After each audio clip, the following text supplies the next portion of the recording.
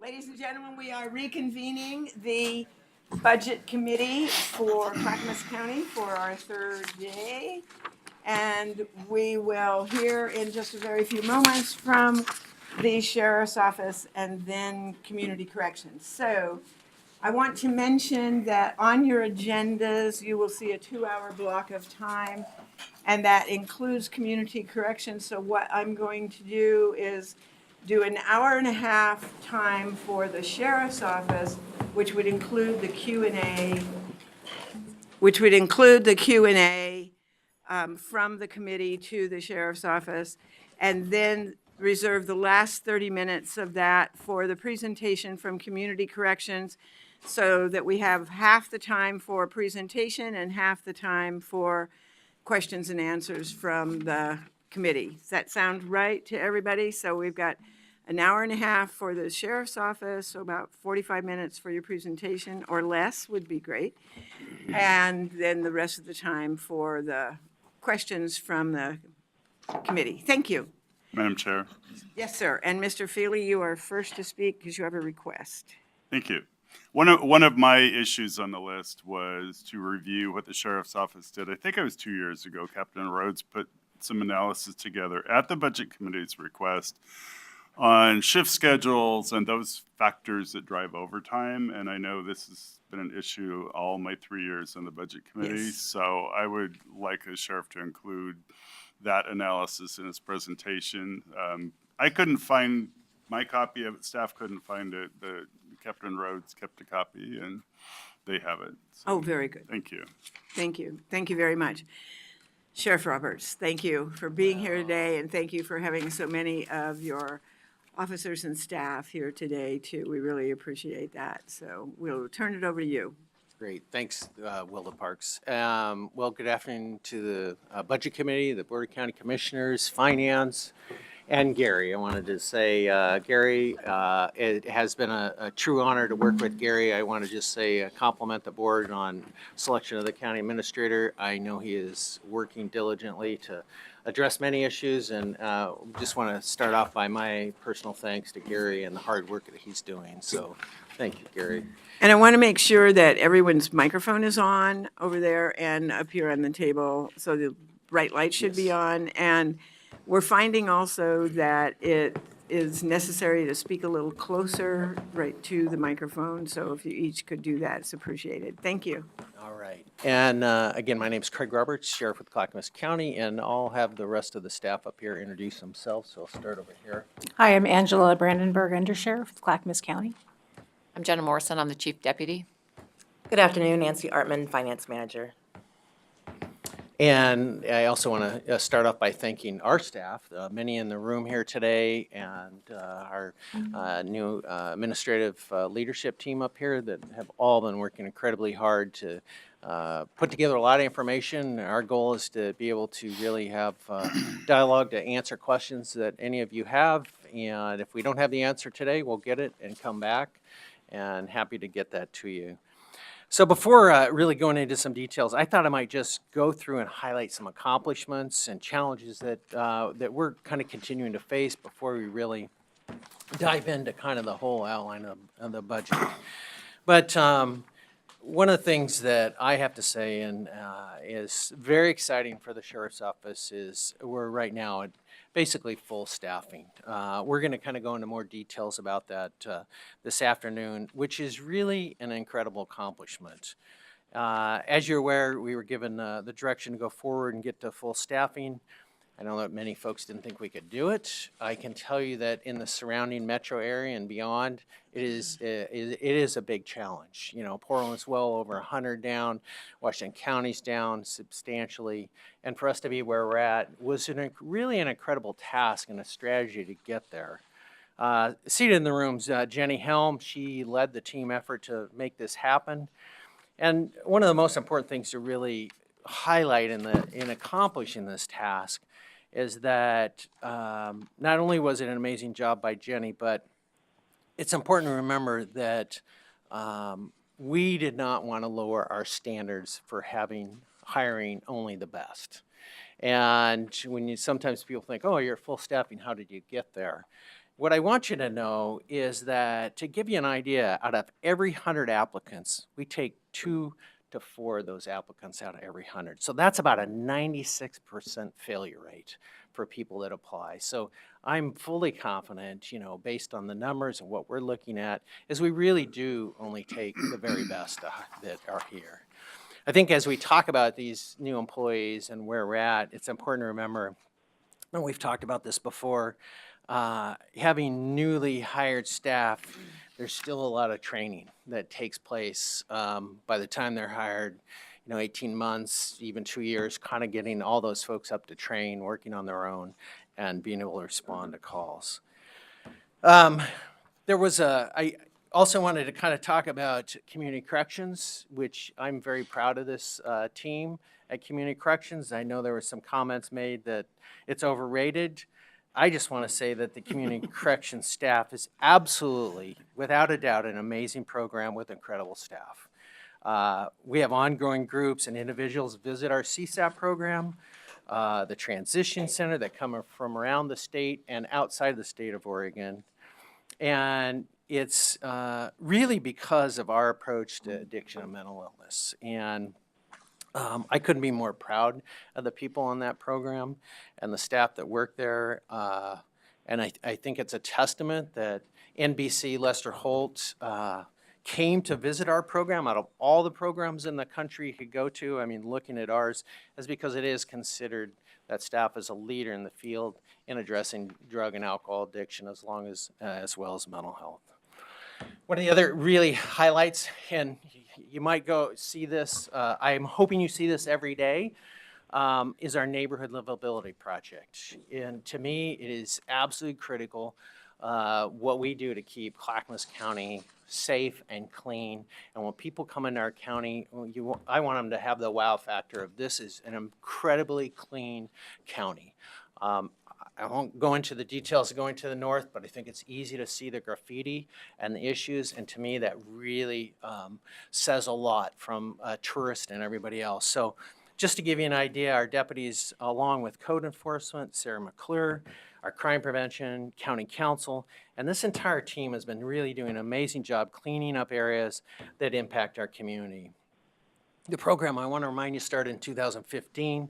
To this date, we've closed right at 130 properties. We have an additional 25 properties that we're working on addressing. A lot of times this could be a relative that died. Other relatives or the criminal element are in there using it as a drug house, and working with code enforcement and county council to make sure we address that issue. And one of the things I get excited about is just the way that community corrections and the jail are working together to address graffiti. And if you would have saw me in the car, I was all by myself driving down the freeway, and if you look down at High Rocks, there's been graffiti down there forever. Parts Oregon City, parts Gladstone. And it kind of was like, whose responsibility is that? And I was so thrilled to look down there and see that graffiti gone. And it is really, this unit is on responding to address that issue on a regular basis. And I really think it says a lot about Clackamas County when we're keeping that completely under control.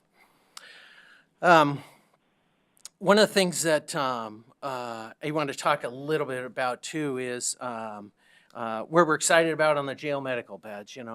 As you know, the board gave us permission to move forward on that. We have half of those staff hired to get that thing open. My understanding is, July we'll be able to pick up those other 3 and moving forward to really opening those jail beds. So we're very close. I think that's with what we see as our increasing population with people struggling with mental illness is really essential for us getting that open. So we're really thrilled about moving forward in that direction. I'm just going to highlight a couple challenges that just so the budget committee, everybody's kind of aware of some of the things that we're facing that really begins to be a challenge for us. And the first one is really Damascus. And everybody knows it was a city, it's not a city. And it's like, where are we at? And with Damascus, we had like 4.5 employees really handling calls for service in that city, right? When they disincorporated, that actually reverted back to one deputy handling those calls, along with a big district that goes to Estacada, up to Boring, and beyond up to Sandy. And so what happens in that is the response times change. Some other folks also, like I know up in Zigzag, people are a little frustrated in our response or not seeing a deputy. It's because they're down in Damascus taking calls. And we're going to talk a little bit about the calls and demand for service so you can kind of get a picture of why this is a challenge. So, so I just wanted to bring that is a challenge, that population in that area is growing. One of the issues I know Gary's talked about, and it's been a conversation, is a potential hiring freeze. And I know that the budget committee and board are all looking at what things they can do to address some of the issues. I just want to remind folks that in 2011, we did do a hiring freeze. Unfortunately, I was here at that time, and it takes literally years to recover from it. If you do it, I mean, you're impacting probably the next 4 or 5 years, because trying to start that big wheel up of getting, the other big red flag I see is if you look at our attrition and succession plan for the potential for folks retiring, the combination of those folks retiring and a hiring freeze could literally be the perfect storm for getting far behind on the staffing. So I just wanted to kind of let you know about that. I know there was another comment made that we don't do an annual crime report. The last time was 2013. I just want to correct the record on that as well. We do an annual crime report every year. Any of you are willing, if you would like it, we're more than happy to get it for you. We actually, I think, we made copies so that you can kind of see what's up and what's down. And so that is done literally every year. One of the things that the more I look into the data, which I know Paul and many of you are really into data, and I am too, and trying to constantly look at our demand for service. Are we doing everything right? Is there anything we can do differently? And this was a little mind-boggling when I saw these numbers. So I just want to say, we can hand that out in just a second, but the calls for service, where people are calling 911 and demanding or asking for our help, no matter what kind of call, is dramatically up. It's up 16.5%. So we are now at 81,404 calls for service. That has increased dramatically. So when you look at that, you take the 365 days a year, 24/7, the staff we have on a shift, I figure out how many deputies do we have on a shift and how many calls per hour are we responding to. So we're responding to 15 calls per hour, 24/7, 365. That is a dramatic increase in the demand for service. So then I kind of wanted to go, hey, okay, how are we doing in comparison to Washington County? So I want to give you just a difference. So Washington County, their population is dramatically higher than we are. They responded to 56,393 calls for service. We have 25,000 more calls for service. And when I look at their staffing levels on patrols compared to ours, so we're at 159 for patrol deputies, where they're at 205. When you look at their calls for service, we figured it out to be, I'm missing it on here. Wasn't it 6 calls? 6 calls. Yes, yeah, there it is, 6.4 calls per hour, 24/7. Can I just ask a question on that? Because you mentioned that last year, and I know that Washington County is primarily city, whether it's Beaverton, large cities, large police departments, Hillsborough. The largest unincorporated area is the Aloha area. And so I just kind of wonder, are you using those numbers on the total population or just the population of what the sheriff in Washington County serves? I didn't even As here, right? Yeah, You have the I'm just handout. curious. yeah, their calls for service are for the sheriff's office and their contract cities that they provide for. So just like us. So Similar. that's kind of what we do, apples to apples. What's the unincorporated? We're not counting Beaverton Police Department. But you're or- subtracting out the cities then. Yeah, so this is what, and we have the data to pass around. Here's what they say their calls for service are, here's what their staffing level is, and here's what our calls for service and our staffing levels, to kind of give you that, apples to apples. I can tell you last year, they added 10 more patrol deputies, and they added 10 more this year. And so that's 6.5 calls per hour.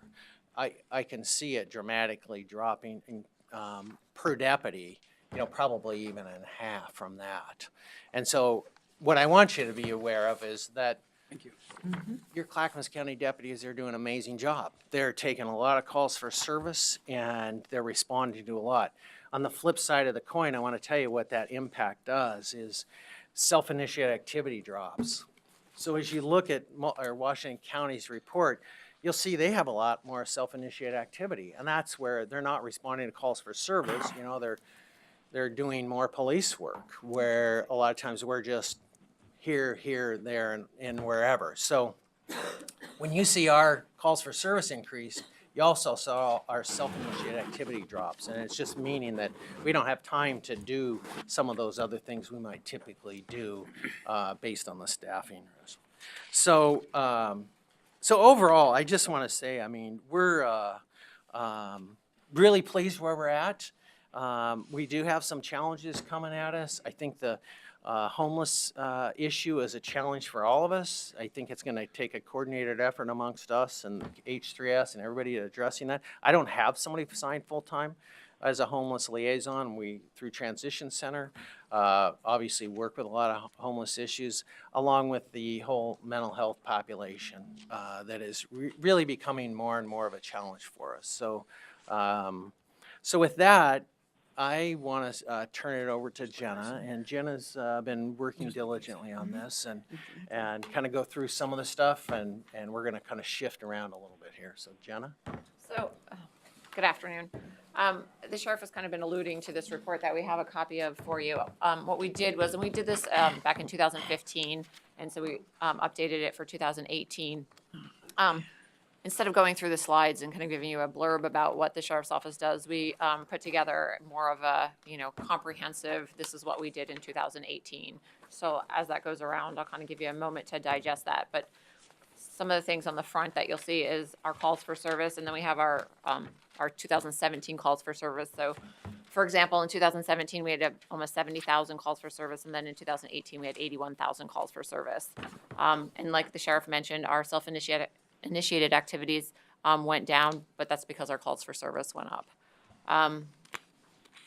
There's some information on the inside about each one of our particular services and kind of some highlights about what's going on with each one of them.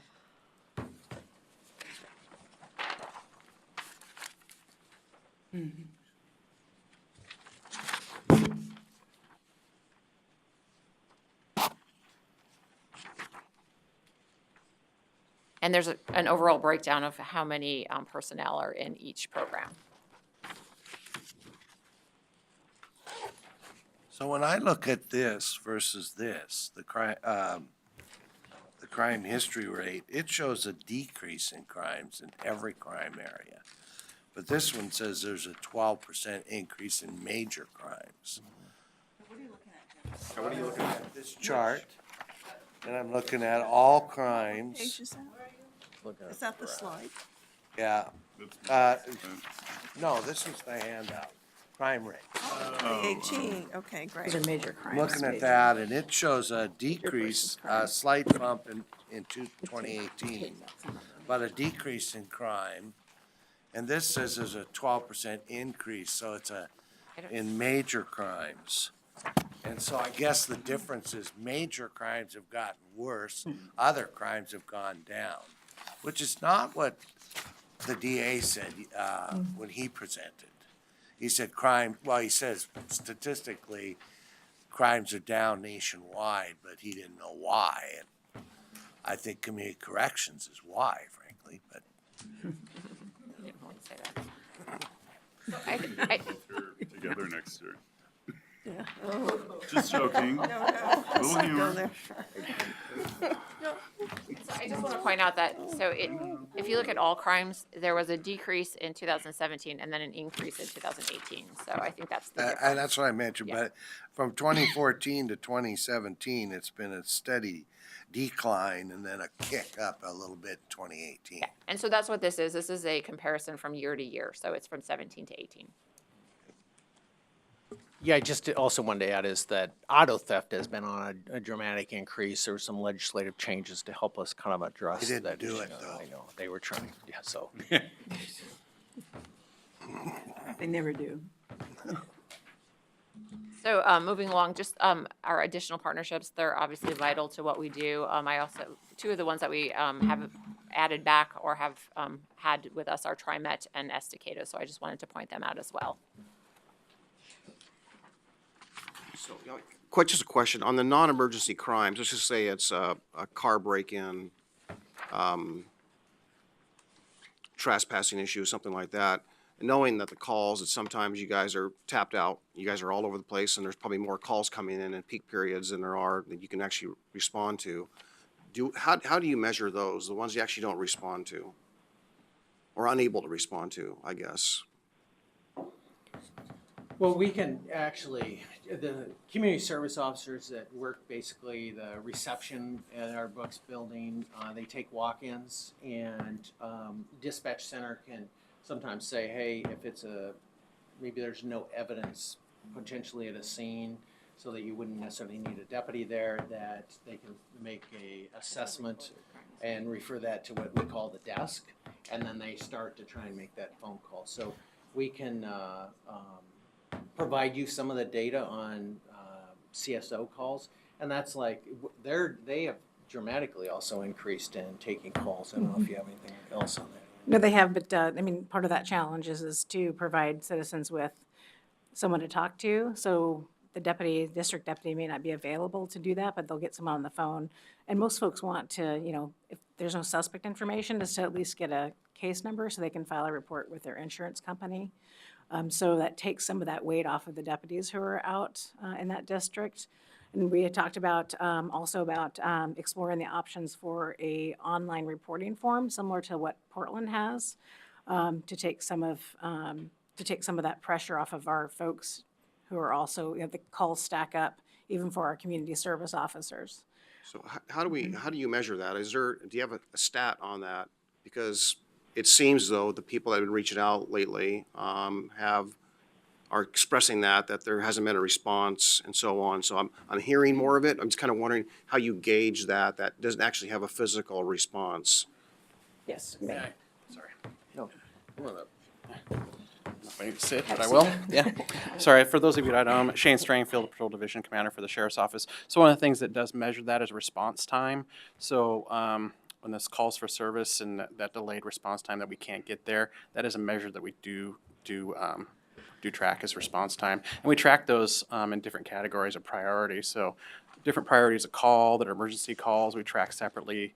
We categorize them as priority 1, priority 2, priority 3, and priority 4 calls. And so we're able to split those types of calls out by priority and find out, what our response times are and what's causing those delays and catch those kind of things. And that's one of those measures of calls for service, that bump in calls for service, and that measure of delayed response times, and marrying those up and analyzing, are we staffing correctly, or do we have our staff, and just constantly adjusting and tracking that stuff that you're asking. I think that's your question. Okay, so, Thank you, so Shane. And committee, if I could just bring us back to the time allotted and the fact that we have about 20 more minutes for your entire presentation, and then Q&A. And so unless it is a clarifying question to speak to something at that moment to clarify, could we please hold our questions until we've gone through the entire presentation? I'll come back to that later then. Thank you, Paul. Okay. And thank you, Chair Bernard and the others. All right. So, the Sheriff's Office, we find ourselves in a perfect storm, of course. We have come before you over the last several years telling you that our budget's not sustainable if we are fully staffed. And we been told to go forth and fully staff, and, you know, if there's a shortfall, come back and we'll talk about it. And that's where we find ourselves, or that's where we found ourselves. Luckily, we did a lot of work with Gary and finance, and we were able to have a balanced budget this year or next year. But I think it's important to note that these are kind of co-occurring things, that the shortfall of the sheriff's office budget is coinciding with the shortfall in the county's budget, and that these are not causational, and I think that's important to point out. But again, like I said, I think we did a lot of work with Gary, and I think it's really, I appreciate that. I echo the sheriff's compliments that really have done a lot of work to get our budget to a place where it is whole. And as we move forward, we are committed to working with the finance team and Gary and his staff to coming up with a sustainable budget. So our full-time equivalent, we've been really judicious in the last few years about not over-adding staff. This year is the same. We did have one staff that was grant-funded at the Family Justice Center. That grant has ended, and so we're removing that staff. 4 staff are being added to Happy Valley. Those are fully paid for through our contract with Happy Valley.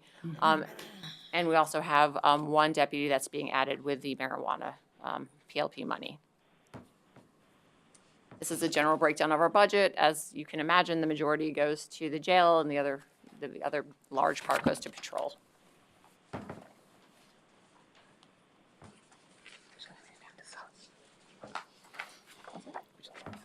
Sure. Yeah.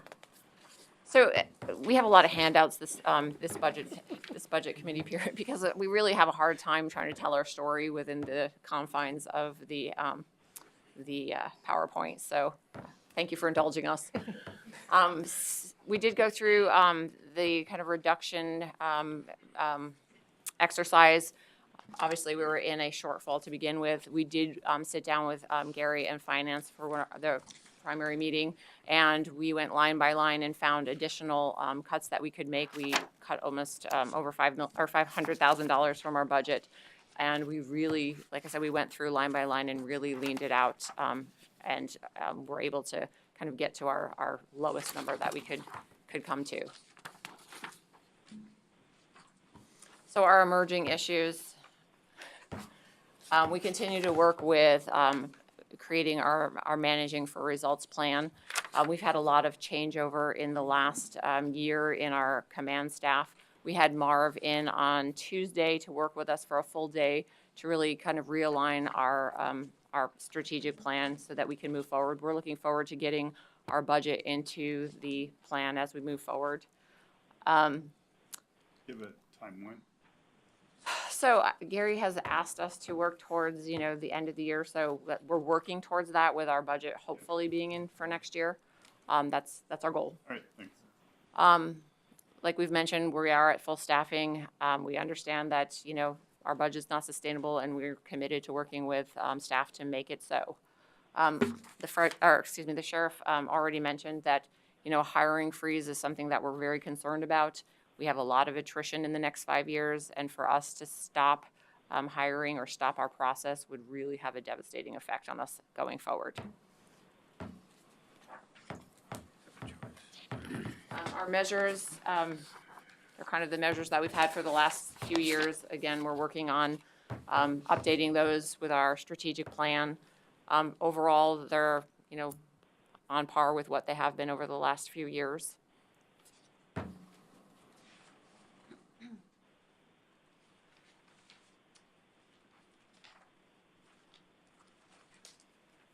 And like I said, we're working with our strategic plan so that we can be in line with the county's expectations. Yeah, and I just also want to say on Turn it off.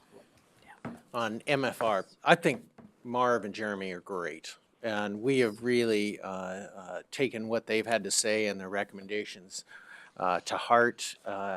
We've actually come back in some areas, whether it's lines of business, and really looking at how we can make sure that we have these clear measurables. One of those, Paul, just to tell you, is response times. I mean, our goal is to, bring those response times down. And then if we're having challenges, what are they in order to bring it down to, as we see those demand for service go up, and our goal is trying to reduce those response times. And what are the challenges that face us? I think the other benefit I'll just tell you about managing for results is really it makes us say we can't take more on. And because this is how much that's going to take. And in order to do that, we'll be coming back if it's something the board's interested in, it's presenting on it. But I think a lot of times we try and take more and more on, and pretty soon we're not doing the best job we can at our core services. And so we really evaluate those things. And that's why I wanted to just highlight, for example, the neighborhood livability project and the graffiti stuff, because those are kind of extras that we get, and whether or not the board and the budget committee thinks those are valuable. So sorry, Jenna. No, that's okay. We're at the question period, and I know that there are, we've gotten lots of questions ahead of time, so we're prepared to kind of address those, but I wanted to make sure that we left enough time to address those. Thank you very much. We have Commissioners Bernard and then Humberston, Savas, and Ms. Caldwell. So is Damascus in the ELED? No. So, I mean, there's something we ought to consider, is expansion of the ELED or a new ELED in Damascus. By the way, next week I'll be in Salem in support of the legislative fix. But we could just ask the self-appointed mayor to increase what they pay There you the go. sheriff. I think Shane, Officer Strangefield may have a comment to that question. Was that an actual question, or was it just? What's that? With Damascus and the LED, was that actual? Yes. Was that actual question? Yeah, we actually talked about the ELED advisory committee some time ago. There was some legal research done at that time, too. Yeah, so thanks. Sorry. Not all of the city of I had the pleasure of being the chief of police for the city of Damascus for some time when it was our contract, so I have some experience here. Not all of the city of Damascus was in the ELED. When the ELED boundary was set in 1994, when it was voted in, it was set based on the urban growth boundary, and not all of the city of Damascus was in that boundary when it was set, and it hasn't changed since 1994, nor will it, because that was set at that time. So not all of the city of Damascus was in the ELED. So all of the city of Damascus is in the UGB, which I assume is what you're calling the metropolitan urban growth boundary. Correct. Now it's in the urban growth boundary, but when it was set back in 1994, that urban growth boundary did not, it was not then Smaller. surrounding that. So Right, now we it had- does, but when it was set in 1994 and locked in, it did not. So the boundary has not changed since And I then. believe our discussion at the ELED Advisory Committee was that it would require a new ELED to include Damascus. Otherwise, it would have to go to a vote of the existing ELED, which poses, some amount of risk. So it's like a park district, Yeah, it reformation of said park you'd have to district. re-vote on it. Very Right. similar. Well, I'm sure that there might be, of course, the population of Damascus is quite small compared to Happy Valley and Happy Valley's a contract city, right? Yeah, they're incorporated. Yeah, so And- other and it's- areas that are not incorporated, that are included in the ELED. So Some of them. just absorbing, I can see the challenge in doing that, but it's something we ought to look at. It's too bad that the jail is our mental health hospital. And I am excited after the years of investment in our beds that we're gonna do that. And, actually have staff to deal with that issue. Budget shortfalls of the sheriff, I appreciate that you made some good cuts in areas and put that into staffing, really. But and a 21% retirement in the next 5 years, that's scary. And that's just of staff. It's 43% of sworn Yeah. officers in the next 5 years. One of the That's a things lot. in the OIR report was to look at some changes in contract. In some of the contracts, with that large a percentage leaving, there might be an opportunity to work on make some of those changes.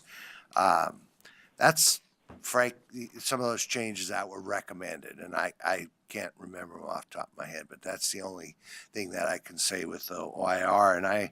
And I understand your hesitancy to put a whole lot of time into that, and I think that Sonia and I are going to go to lunch with you and talk. But I'm very proud of our sheriff's department. I enjoy every swearing in, the nice young people who have made a decision to join your team.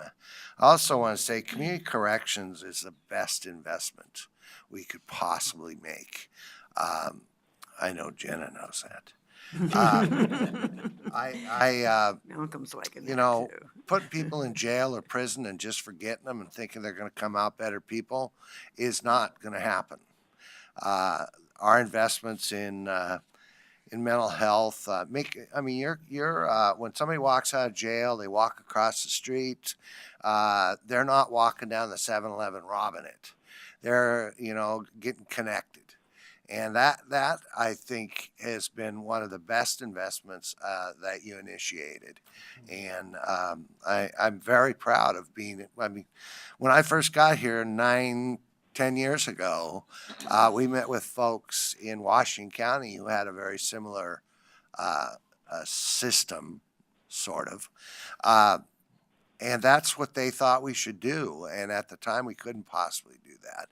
But with your hard work and support of all the folks, that happened. Also, the Family Justice Center. Those initiatives have saved lives. And it wouldn't have happened if it weren't for you.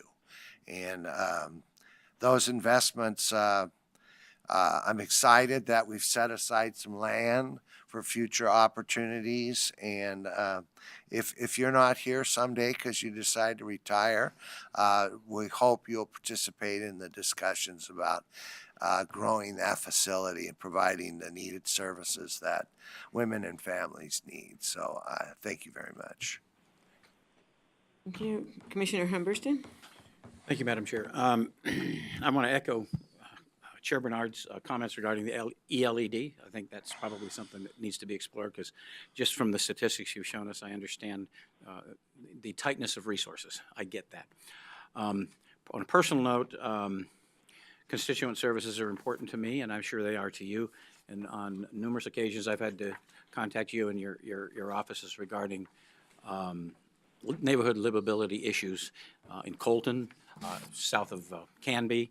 And you and your team have been very responsive to those things. I want to tell you personally that I appreciate that very much. I think that's good for both of us, quite frankly, and for our communities, that we have that ability to have those conversations and help the people that need the help. So thank you very much for that. I just have one question. In your big graph, the big circular graph, you have something that's called sheriff support. I would just be interested to know what some of the things are under that particular title.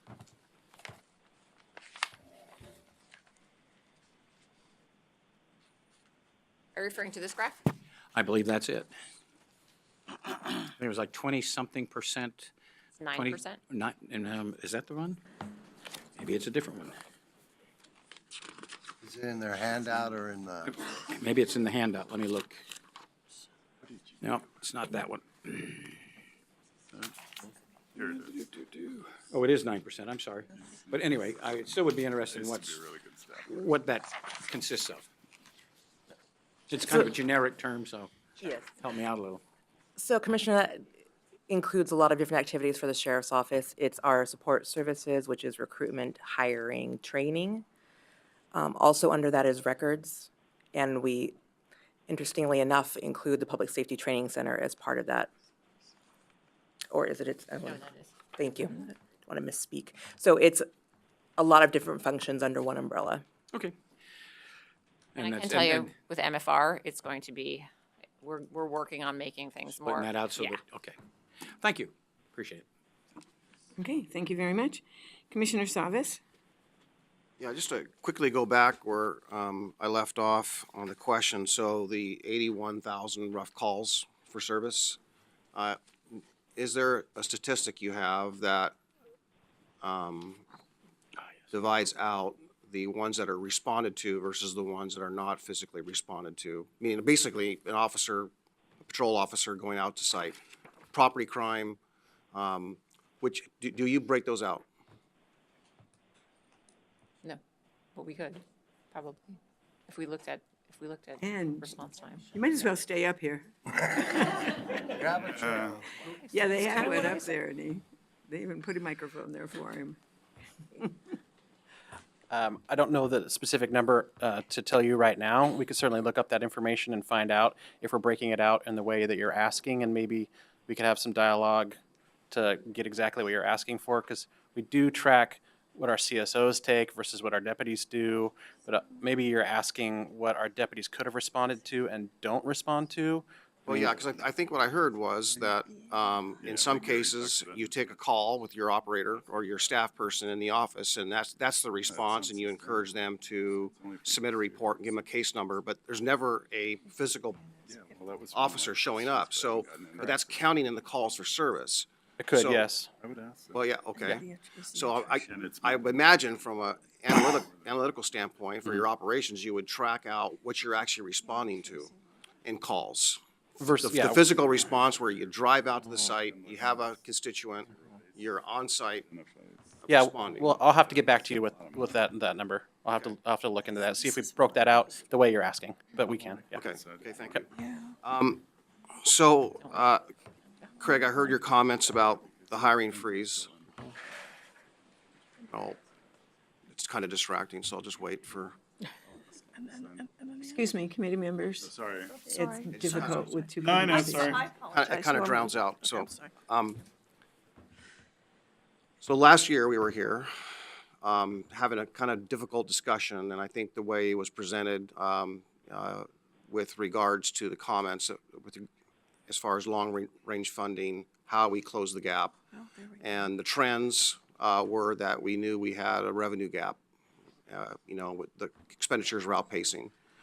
And at the time, in that same day, different time of day, there was a policy level proposal, and we talked about taking $400,000 or so, sequestering it for the jail beds, and then doing that in a 3-year ramp up in anticipation that the revenue would be there. And I do know that your staff made the comment, and I think it was accurate, that don't really see where that funding is going to come from in the future. And, Jenna's comments today, willingness to work, we got to, I don't think it's a matter of finding the revenue. I think it's really a matter of finding the cuts. I think the revenue income stream has been pretty consistent over the years. So we know it's somewhere between 3 point something and 4 point something, maybe up to 5%.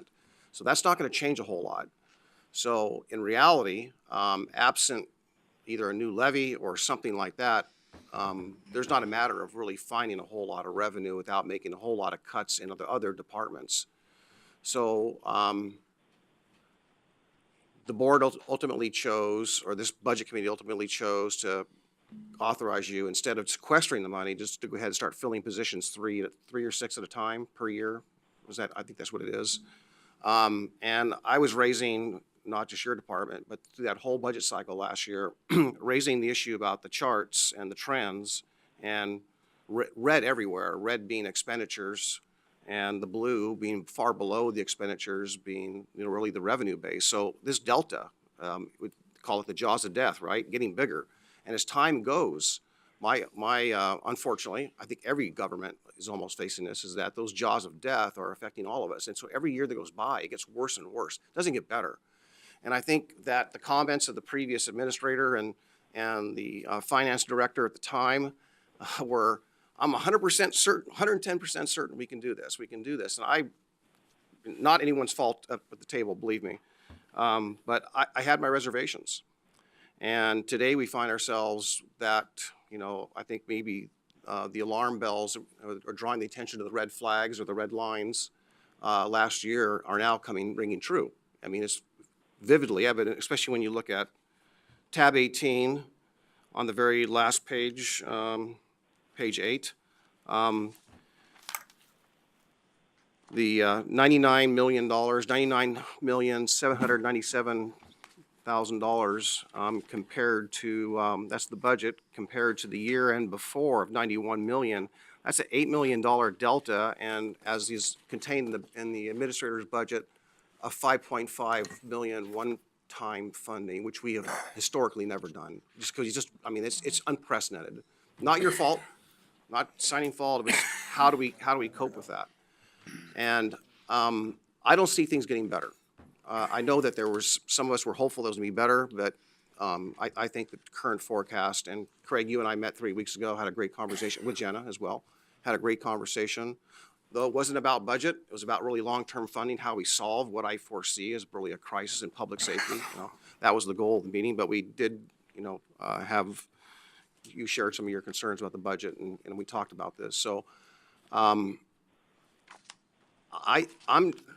knowing this is $5.5 million, I don't want to see that just evaporate in a way.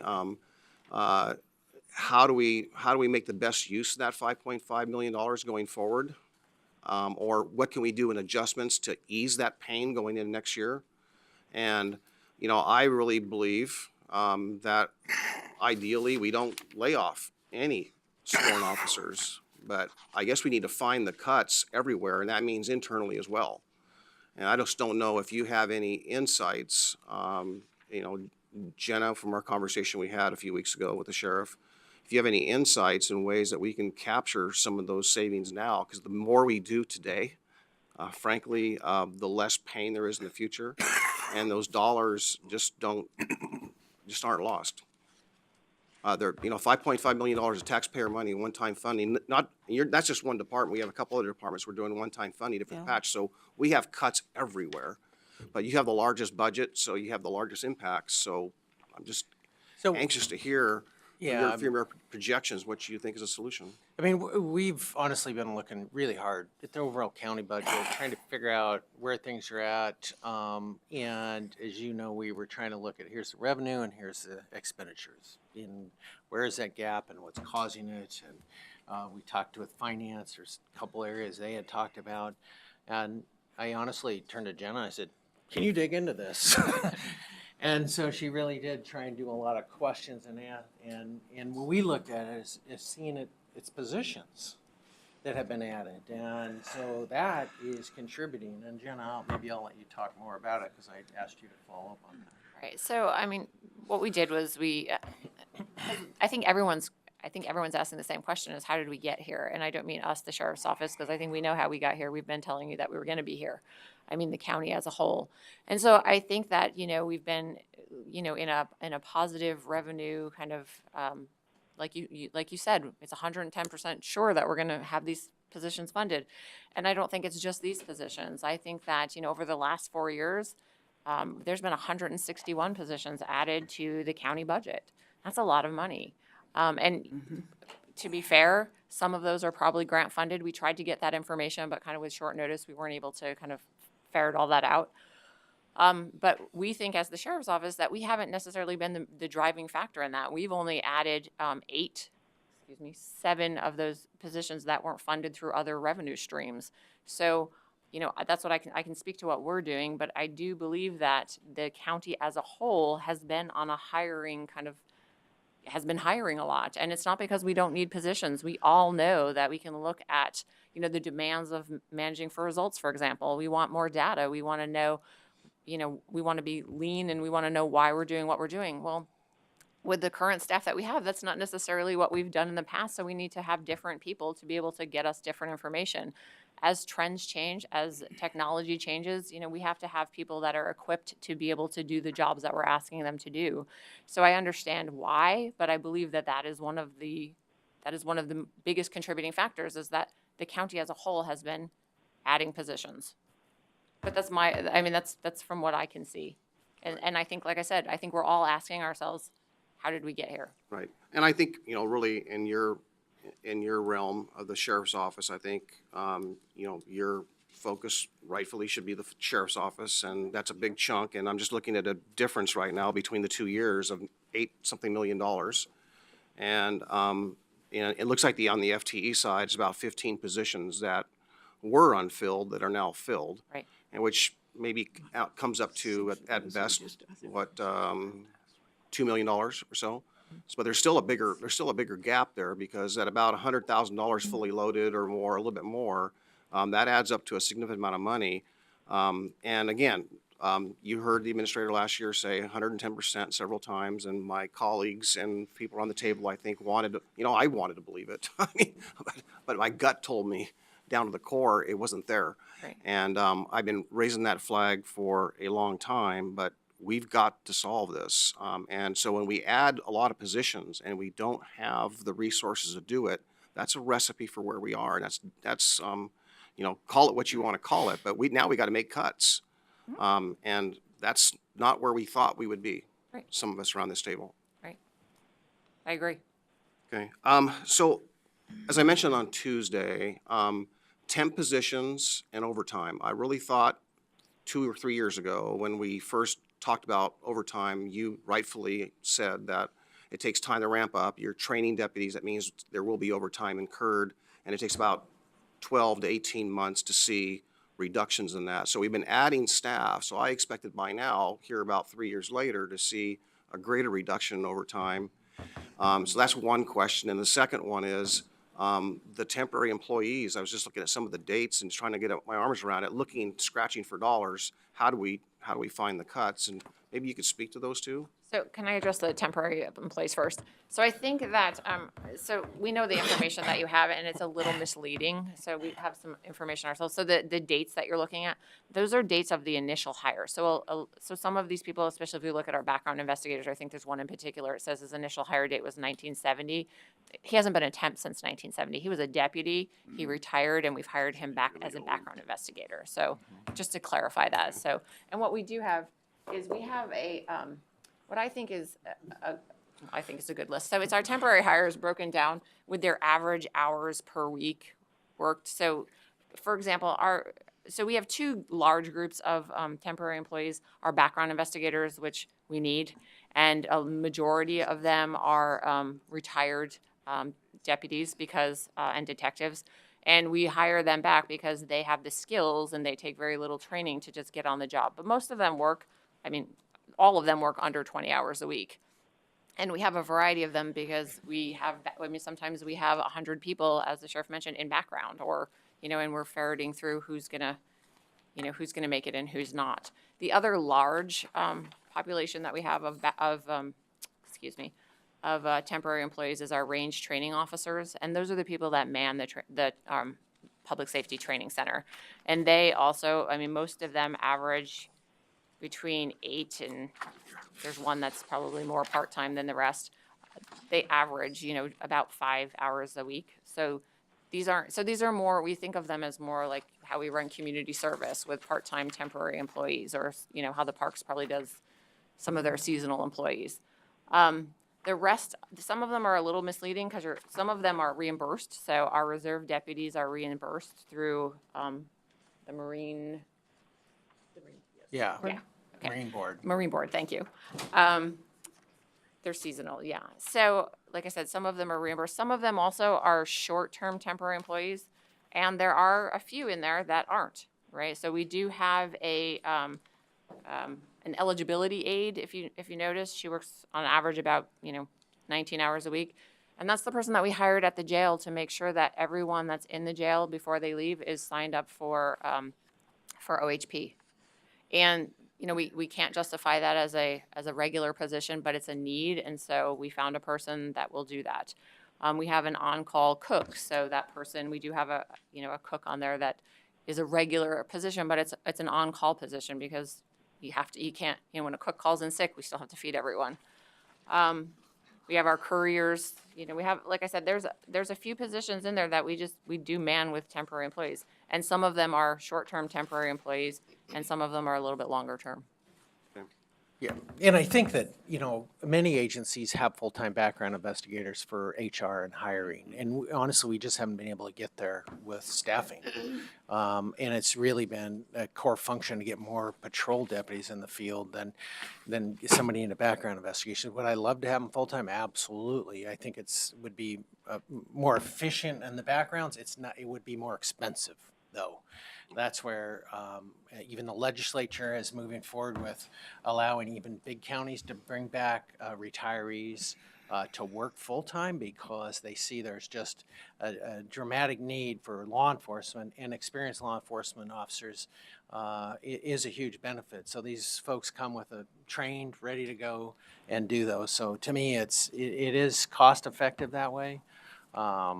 And it is something that we really do monitor these different positions. The other thing just to add is sometimes we might bring somebody in for a very unique skill set, right? And it's short duration. And I know there's probably been some questions about Chris Hoy, for example, we brought him back, is that he is doing the lean process with H3S, part of MFR, to say, can our lines of business, what are we doing? Is there duplication? Could we be more efficient? And Chris knows more about the admin piece than if I brought somebody in that didn't know anything about it. So a short duration, really with some expertise in that particular field to kind of address it and then kind of move on. Yeah, but there, when you bring back those hires, you're bringing them back at that scale of pay, right? No. Yes, but they're at, Well, go ahead. it depends, right? So I yes. would say it depends. So for Chris Hoy, yes, but his hours he averages about 2 hours a week. So the expense is not a full-time position. Yeah, Why and not? what I was Did I- gonna say is we brought back somebody to work in the Marine unit, and he was a sergeant. We didn't bring him back as a sergeant, we brought him back as a deputy to fill that Well, slot. the big one there is the overtime and the dollar cents. So if you could touch on Sure. that one, Yeah, that's sure. the one that's, I was hoping to see more progress. Sure. So I understand your frustration. We share that to an extent. When I say we're fully staffed, I have to be really careful, and I've also been, chided not to say that. What I'm saying is we're fully hired, right? So we are fully hired, and that means that all of our FTE have people that are assigned to them. What it does not mean is that we are fully staffed. So Shane can speak to, I believe he has 20 people so 20 of our deputy positions, 18? Okay, 18. Changes every day.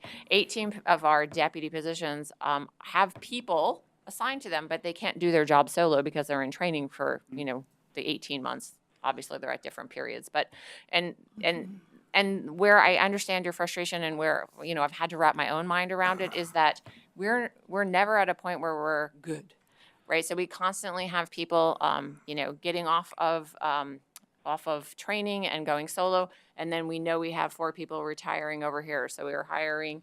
So it's this constant, we're hoping, and what we have seen at the jail is a leveling off, right? So the jail has been a little bit closer to being fully staffed, actually fully staffed and not just fully hired for a little bit longer time, and so we have seen a leveling off.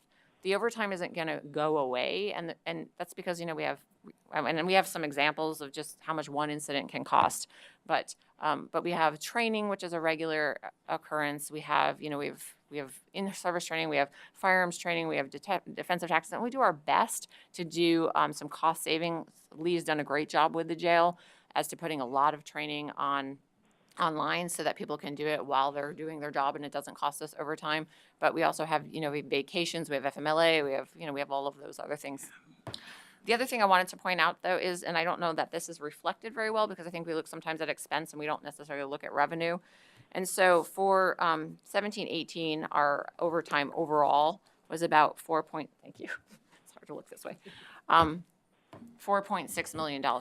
But of that, and that's substantial, but of that 1.3 million was reimbursed through the different, through our contract cities, through ELED, through levy, through Marine Board, through a bunch of different areas. So we are hoping to get to a point where the overtime levels off, but we're always going to have overtime, and it's always going to be significant.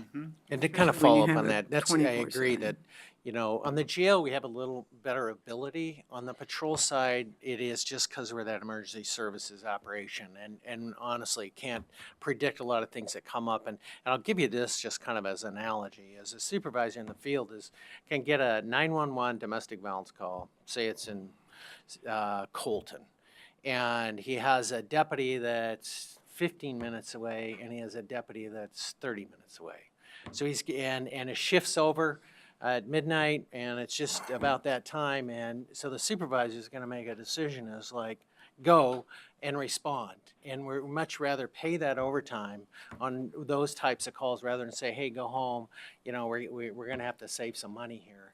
And so that actually happens a lot. If people get a call right at the end of their shift, and working for patrol for many years, sometimes I go, oh my gosh, wouldn't it be just that time? And then it ties you up for literally hours. Yeah, I think the budget committee, when we talked about it a couple weeks, we realized that that's just the nature of the business. There's gonna be overtime. It's just that I think that there was an understanding amongst all of us on both sides that there would be a reduction, with, as a result of more full staffing. I do want to say this, and I have a couple other questions, but I want everyone else to have talk first, so I'll ask my questions later. Appreciate that.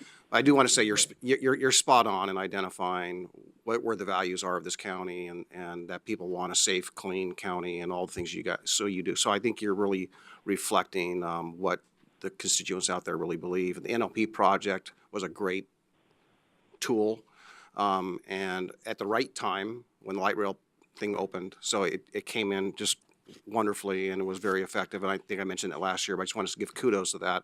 And that speaks back to the values that people are looking for. But also, I think that the smaller crimes that you are unable to respond to seem to be growing. At least the feedback I'm getting on the street. So I'll stop there for now. I do want to just to point out one particular, for example, like the small crimes, like you said, but when we have a big crime, so the quadruple homicide that we had late last year, earlier this year, sorry, that alone, just in overtime, cost us over $20,000. And so those are the things that we can't necessarily anticipate. And they do, though, take away from some of our time and ability to respond to some of the smaller things. Thank you. Appreciate that. Ms. Caldwell, you had your card up. Would you still like to comment? I know you. I will waited some just ask time. the question. I appreciate it. think you've answered it, but I just want to verify that this proposed budget reflects full funding for the staffing that's here, correct? Okay. I was surprised to hear that that hasn't always been the case. So I just wanted to make sure, and particularly as a starting position for talking about the new budgeting process. So thanks for that. And I think of those, what was it, 8 or 9 new hires this year? I think 6 of those were the ones we authorized for the jail. I just want to make sure we're cognizant of that also. Mr. Feely and then Commissioner Fisher. Thank you, Madam Chair.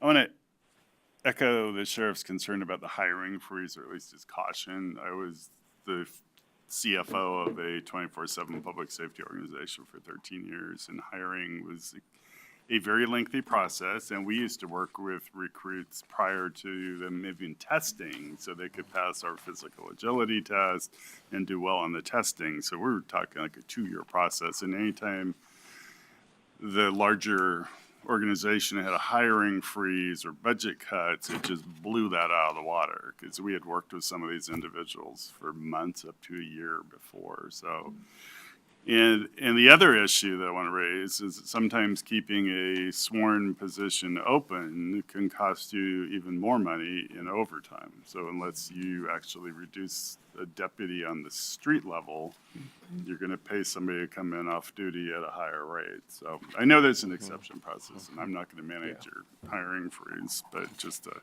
a caution. Ms. Caldwell asked a question. I want to reiterate with Nancy. So in the past, I know that there's been a concern that fringe benefits has been underfunded because you weren't fully staffed. So I just want to triple make sure this $5.5 million of one-time money fully funds all the budgeted positions as though they were filled. Correct, it does. Okay.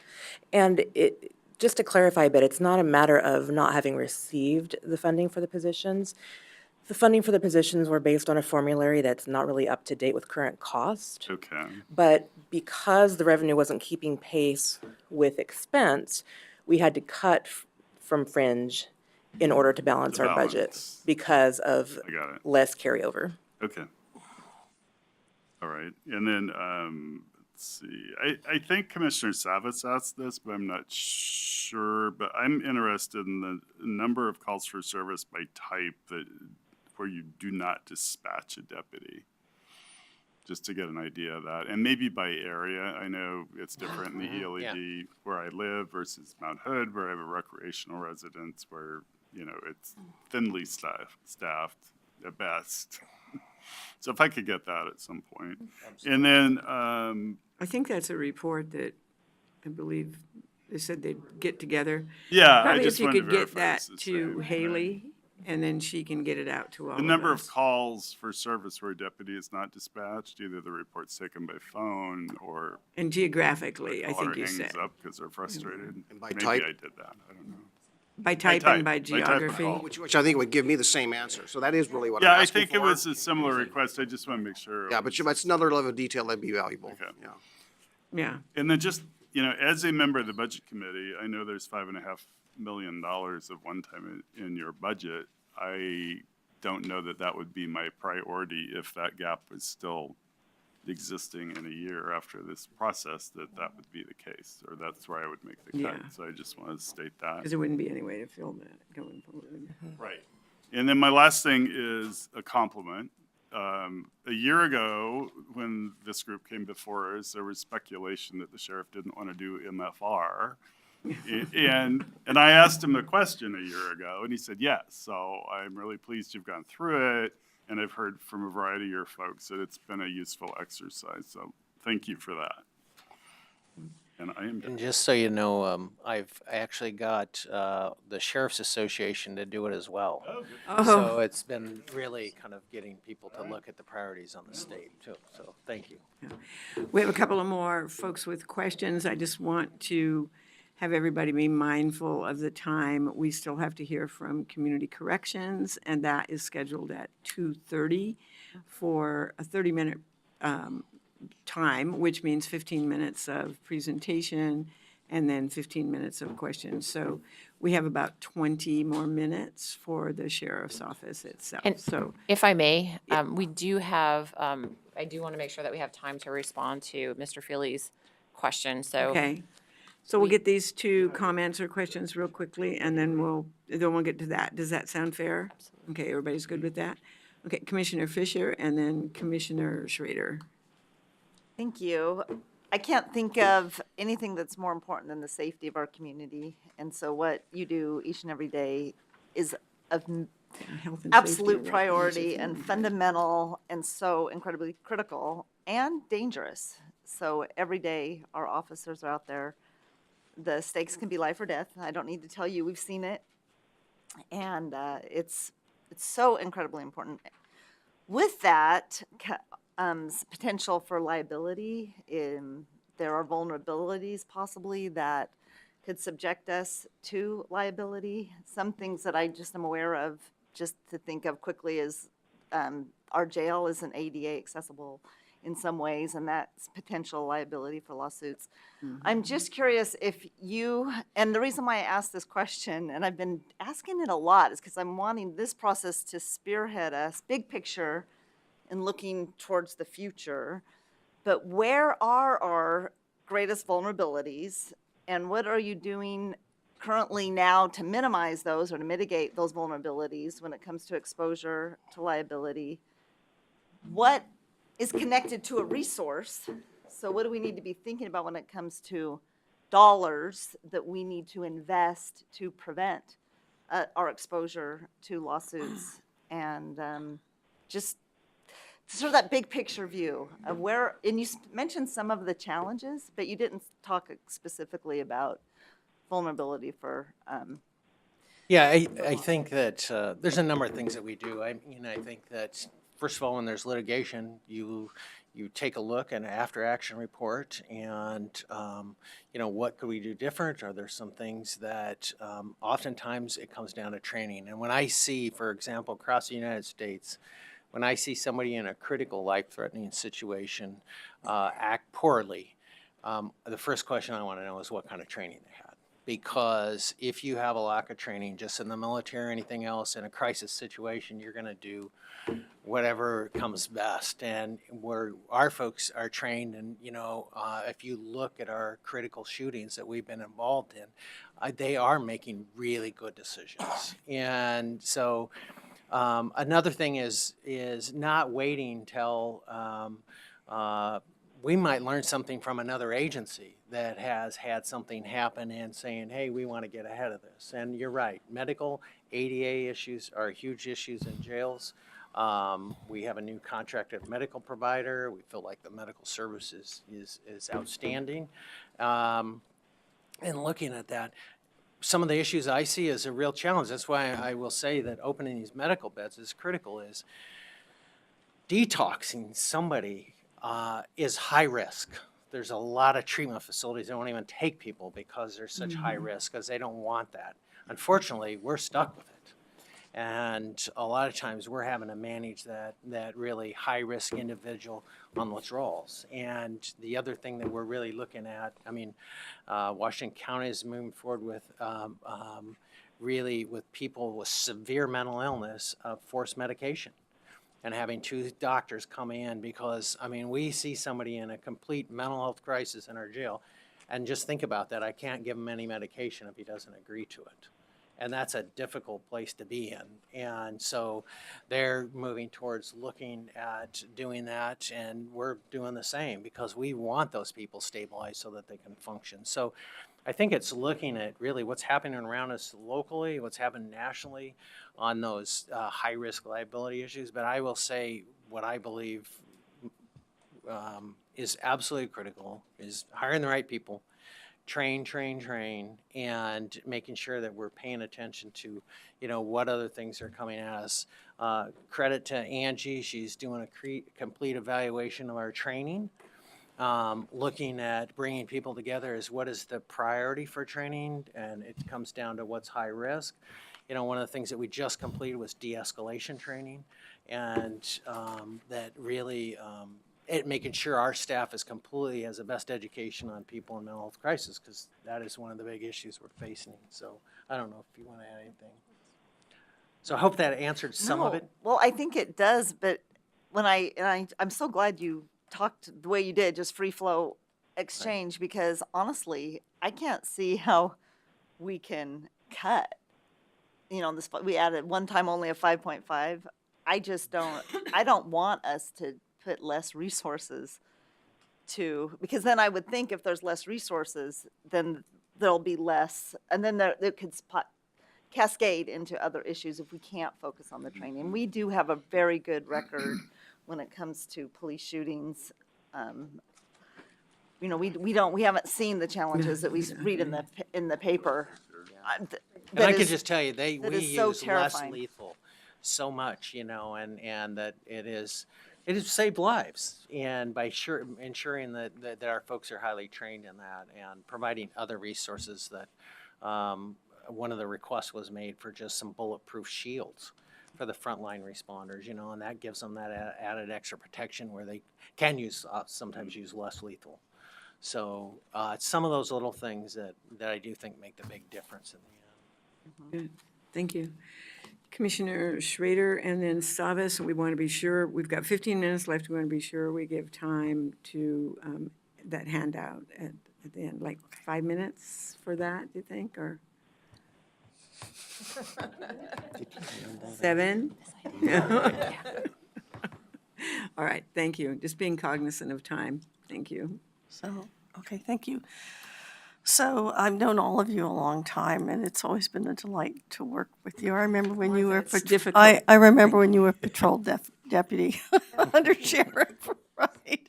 Oh yeah, and I do remember when I was first coming back before I was sworn in, how you handled the town center shooting, and that became nationally known, and it was a model of how to handle those kinds of crises. So kudos to you.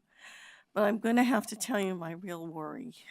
And rarely do things worry me because life's a beach, right? But I'm worried about the $5 million and the sustainability of it. And I think you're worried about it too. And as you said, Chief Deputy, I think we're going to be looking at some tough times our next go around with all of our departments. And we can do it this time, but we're going to have to work together to figure out how to make it sustainable. Because at this point, we're kind of putting a Band-Aid on things. But I don't want to be in a position where we're going to have layoffs of deputies. I'll have to be honest with you, and I lay awake at night being worried that's what. So I'm wondering, when I look at the attrition rates, is there a possibility that some of the attrition that will happen will help continue to give you some operational money? I mean, in my history here with you, you've always had vacancies because of the time it takes to hire people. It does increase overtime when you don't have everything filled. But have you started working on that plan yet? What does that attrition rate look like? We're hired up now, but can we sustain it? I hate to have people, I mean, I don't want to go out and tell the public, oh, by the way, not only are we cutting, we will have to cut other additional, I think, departments, but you're like our core. I mean, everybody wants their sheriff, their folks on the ground and on the street, and we want them to be safe. We want our people to be safe. Have you got any kind of an idea of how we're going to manage this moving forward with the one-time infusion? It's kind of a tough question, and I feel badly asking it, but it worries me. With the county administrator and the finance department, I think Yeah. that's what we were told. Yeah, I mean, but that's, To be yeah. honest, we're really gonna be looking at all possibilities. I mean, I know that some of the commissioners have come up with some ideas. I know that we're committed to working with Gary and the finance team. With the attrition, I mean, the good thing is that we will have some cost savings because obviously when people are about to retire, they're at their peak. Right. And then Yeah. when we hire new people, Half their vacation. you do have to pay off their vacation, yes. So, yeah, thank you. Yeah. But, you know, over the next 5 years, you know, there will be some of that savings. But yeah, I mean, to be honest, I can't answer that question. I don't think anyone in this room can answer that question right now, Okay. but that's what we didn't are think committed so to either. working towards. Okay, that's. Martha, I mean, I yeah. have some of the same Did you concerns. want to speak That's to why that? I'm asking for 13 months to work with Exactly. departments, in this case, the sheriff's team, to figure that out, which is why I proposed the budget that I I did. recall that was part of your message in the beginning, Right. sir. But and Sheriff, I'm sorry, did you want to, thank you, Gary, I know that, I'm just, Yeah, I just mean, worry, yeah. exactly. I Don't have mean, the I answers look yet. forward to working with Gary on this and Right. taking a look. I think every department's going to be doing the very same thing. I think what gives me grave concern is some of the challenges that are at our doorstep. And as you can see, a dramatic increase in calls for service and what's right at our county line. And that is some of the homeless issue and issues that we're really, I can say, doing the very best we can. But I have concerns about that because it is just, you know, it is a maximum drain on resources. And we want to keep it like it is. So with you, Martha, I have really concerns in a number of areas, but I'm committed to working with Gary and his staff to say, hey, what can we do and what are some of the other options, you know? okay, thank you. Thank you. Commissioner Savas, and then we'll hear the report. Well, I mean, that's going to build on what the conversation is and Commissioner Schrader's concerns and what we're all talking about here. I mean, it's real, and I had a very frustrating budget season a year ago. And I think just a couple of us were seeing the same problem, and some of us, and I share with you all when we talked, this is reality, and I don't see things getting better. They're just not going to get any better. We're going to have to find a way to do with less people, because the people and the dollars, the cost, it's just not mathematically possible to do what we're doing under the same scenario. So what I propose to the sheriff and to even the DA is having a conversation about what is the right size of a public safety system and how do we fund that? Because under the current scenario, under the paradigm we have with property tax and ELED and the levy and what we currently in the contracts with the cities, it's just not possible to do it. I mean, and that's the reality that I've been trying to express to my colleagues, past and present, over the years, that these jaws of death were going to eat us alive, and it's going to affect all departments. So with that, I think the conversation ought to be, Gary, going forward, is how we factor in a decision, not a decision, but a conversation on big picture, how do we find funding and right size our public safety system in the best way possible, knowing that we're not gonna be able to do everything. We just can't, it's just not possible unless we find some other funding. And I think we need to do it in a very holistic, collaborative way across disciplines, across departments, and demonstrate, I think, to our constituents and our voters that we're doing everything we can to work as efficiently as we can. I think this is not, unfortunately, a situation that any of us want to do, or have the means to get where we want to go. But at the end of the day, under the current construct, the FTE you have is not sustainable, and that applies to a lot of departments across the board. We just have to we're going to have to shrink right across the board. And Thank you, Commissioner Savas. And again, going back to the next year will be spent with all departments, is my understanding, doing that. So going right along with what members of the Budget Committee are considering and discussing and concerned about. And it is a huge, huge, huge concern, but from the very beginning, we've heard how the collaborative effort of the county department heads and elected officers coming together will be hopefully the solve in that. Commissioner Humberson? I want to reiterate what Ms. Caldwell has said a couple of times for all of us to remember, and that is if we get into some version of a zero-based budgeting, that part of what you have to do psychologically is let go of everything that you currently do and the amount of money you currently get, and start with what do we have to do, what would help us do what we have to do, what do we want to do, et cetera, and just really start there. And this is not I'm not pointing at the Sheriff's Department on that. I'm saying all of us, including in administration, we're going to have to look at it that way and let go of what we've been doing and the way that it is, and figure out the way it needs to be. So Thank you. Kind of wanted to reiterate that because I wanted to be sure that Ms. Caldwell's message was heard. Thank you very much. Appreciate that.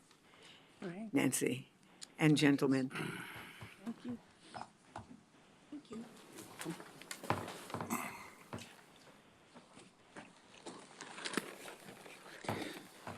Good afternoon. Hi. And I will try and keep this as brief as possible. I'm Captain James Rhodes. This is a staff report that was produced 2 years ago, 2017. I do want to Can you move point the out that microphone a little bit closer? it indicates It's a little hard for me to hear. indicates that I am the patrol captain, which was accurate in 2017, but not today. So though I'll discuss this whole thing, I'll defer any operational patrol questions back to Captain Just Strangfield. quickly as background, we requested this information, but James wasn't afforded the opportunity to actually present it. Thank you so much. I asked for it. I'd like to introduce Captain Eby, who is our jail commander as well, and he's the other half of this presentation. We did this in conjunction 2 years ago. So this illustrates, I'll start with the patrol section, so that's inside the first page where it's titled Patrol at the top. This is an illustration of some of the complications and demands of running a 24-hour-a-day, 7-day week operation where there are mandatory minimum services that we need to provide.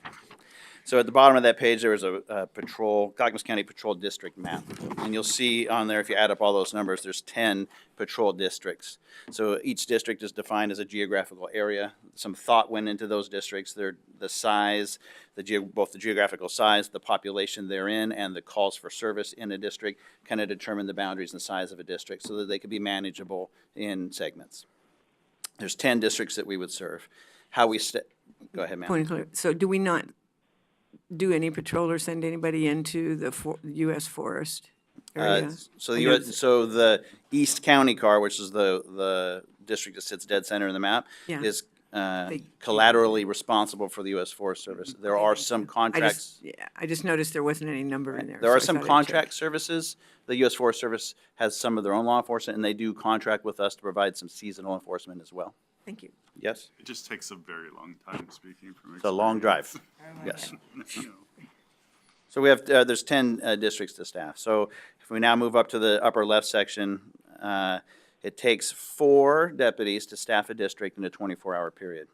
The reason is we work 4 10-hour shifts. These shifts overlap 1 deputy per shift. So day shift, first, second, third, and fourth shifts. to cover this district. What this allows for, as you see there, is that there's a portion of the day where then there would be 2 deputies in that district, and a portion of the day where there's just 1 deputy in the district. What that means is that a fully staffed district, East County, for example, East County ranges from Carver all the way east to the Mount Hood National Forest, and ranges from about Sandy, Oregon, all the way south to Colton. So that would be a geographical district. From 3 a.m. to 7 a.m., there's 1 deputy responsible for that entire area. And from 7 a.m. until 3 a.m., the remainder of the day, there's 2 deputies responsible for that entire area to take that average of 16 calls per hour, 81,000 calls per year. So, and representative of that, in the top right section there, it says calls for service by hour of the day. You can see that the reason we do this staffing where we staff down to a level of 1 from 3 to 7 is because the calls for service are much less at that hour of the day and allows us to maximize, to be efficient in our staffing. So now that we're working 4 deputies per day per shift, that makes 4 10-hour shifts a week for a 40-hour week. So that requires then 7 deputies per week to cover that shift. And you can see the little staffing diagram there. I think it's in pink and white, where it shows that they work 4 days on, 3 days off. This is the staffing configuration. So for back down to the bottom center, for every one of those 10 districts, it requires 7 deputies to be present to run a 24-hour 7 operation. The trick is that would mean 7 deputies present and never miss a minute of work. 7 deputies who are present and fully functioning, fully completed training, and working. So if you would indulge me and flip to the very back of the packet, there's one that says the numbers. So this is from the National Labor Board, and it's a calculation to determine net annual work hours and ultimately a shift relief factor. So what this does, it takes into account numbers 1 through 11, is all the various leaves and absences that we have from employees. So that's vacation and comp time, workers' comp, injured folks, administrative leave, all the reasons that someone may not be present at work. And then there's a calculation at the middle of the page where it says shift relief factor.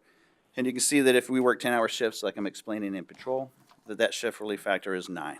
So where I said it takes 7 to be present, it really takes 9 FTE to staff that district. So now back again, I'm sorry for the flipping. Back again to that first page, the bottom of the map. Again, there's 10 districts there. So that's 90 patrol deputies just to perform this function. 90 patrol deputies to cover each other for those who might be on vacation, sick, or injured. That does not account for vacant positions, and it also does not account for deputies who are in training, which today we have 18 of those in training. So today, Captain Strangfield told me that today we do that number that I've told you is a minimum of 70 and the preferred number of 90. We do it with 62 deputies today. So you can see that, to your question, Commissioner Savas, about where it drives that overtime. So when and if we magically got all 18 of those trainees successfully trained and deployed into solo status, that number could increase to 80. If we had a number of 80 people deployed, we could almost effectively cover all of those districts with at least a diminished amount of overtime. But we're still not at our 90, so there would still be overtime required to fill a mandatory district when someone is sick, injured, or otherwise gone. And that is about as fast as I can cover that. On the Pretty good. I'm gonna, put about 5 more I'm going to minutes. turn this over to Captain Eby. He has essentially the same story with some different numbers about the jail staffing. Your 2 largest personnel draws on the Sheriff's Office are patrol and the jail. Right. Thank you. Thank you. So, again, not repeating what Captain Rhodes had said, basically with the jail, we work on the same premise. Instead of districts, we actually have posts because obviously we're in a physical building. And much like patrol, we cannot have a post that is not filled. We can't just let the inmates run it themselves. So we have to fill it. And again, we work on 12-hour shifts. It's more common and a little bit more efficient for corrections based on our location and how we work. And so we have the very similar, except for us, we're looking at a little bit less staff necessary for a 7-day week, 1 post, which is about 6. That would be the bare minimum. Again, going back to what Captain Rhodes said, and I'd like to reiterate, is the fact that most employees work 2,086 hours a year. That's if they don't leave, they don't sick, they show up every day. But when you start taking into account all the other areas that could happen, such as people getting sick, FMLA, vacations, all these other things, we come down to 1,600 hours that they're actually working. And so you have that that kind of 400 hours of buffer on each of these individuals, that's where the overtime comes into play. And much like Captain Rhodes explained, yeah, if you give us more, as we've seen in the jail, as we've hired up, our overtime has been leveling out, in some cases going less, where the COLAs increase every year and merit increases and people get more money, but our overtime is not going up. That's because we're hiring more and we're able to essentially what we call no cover, not put an overtime shift available, because we can cover it with the staffing we have. To get to the point where it gets lower and lower, we'd have to hire more and more, and at some point there becomes almost a diminishing return. You're paying a lot more for staff to sit around than you are for just the overtime in some cases. And then it's the exact opposite, where if you have too much overtime, you're burning out staff, you're spending a lot of money, and where it's much more efficient to actually hire staff. And that's where that sweet spot is. And that's where it really becomes kind of a budget question, is how much more do you want to spend versus how much is really efficient. And so that's really the jail and patrol. That's awesome. Thank you. Those very good explanations from the two of you. Thank you very much for that. We have a couple of questions. Commissioner Bernard and then Commissioner Humberston, and then we are ready to hear from Community Corrections. So stats on when most crimes occur and where, I'm sure you have those in you deploy people in areas where you have that information. Is that in one of those handouts? I'm sure you do that. It'd be interesting to see that. The other thing is that I'm working with the county council to look at alarm calls. We get sometimes 6 return calls. I heard one where there were 6 return calls because of an alarm, and we don't charge anything to do that. And we're working at doing that. So changing the code where over so many you have to pay. And it's also true that, defective alarm systems go off and we have to send somebody to check it out. And after a while, that's probably one of those situations where I'm not going there again. The others, and this is not serious, but there are counties that do not have law enforcement certain days of the week. And that's not where we want to be. Or certain hours of the day. Especially if everybody knew it. Yeah. So there was one county in Oregon where they suggested everyone buy a gun because they can't be there, and that's not where we want to be. Yeah. Yeah. So thank you. Yeah, just to correct the Thank you, record, Commissioner my understanding, we do charge for alarms, Yep. correct, Nancy? First, I yeah, can attest to that. yeah. Yeah. That's how it used to be. It's Uh-huh. not that way no longer. Yeah, but it's not enough. It's not enough to cover the cost. That might be Just true. raised So our. we're looking It at. works as an Our costs incentive. and for we'll- Well, believe me, I paid them too. I didn't realize that a balloon, somebody got a balloon one day that I got 4 calls. Need a to the different police type of alarm system. One that lets you stay, especially if you have cats or dogs. Commissioner Humberston. Yeah, a couple of quick questions. What's the jail capacity? Currently, the jail capacity is 465. With those open beds, will be 491. 465 up to what? 499? 491 with those beds once we have With those- staffed it all. Okay. Are you usually filled up? Yeah, last year our ADP, which is our average daily population, was 468, I believe it was. So we were at least 2 over most days, much more. How many jail deputies on duty at any given time? Depending upon the shift, because we also, it depends because we base it on the workload. So when there's peak times, it can be 15 to 20. And then in the middle of the night, when the workload goes down, it goes down considerably. We base it on where the work and intakes come in. Okay, thank you. Thanks very much. I have a 10-second question. When will Okay. MFR be part of your report, your budget? Our goal is for it to be next year. Okay. Thanks. Thank you so much. Thank you. I mean, they're just one of the biggest departments in the county, and it's one of the most important. And so just a lot of detail folks want to know. So thank you for being here. Thank you Thanks, for Solon. all of the information that you've all provided for us today. Thanks, Nancy, very much for that. Thank you all. Appreciate it very much.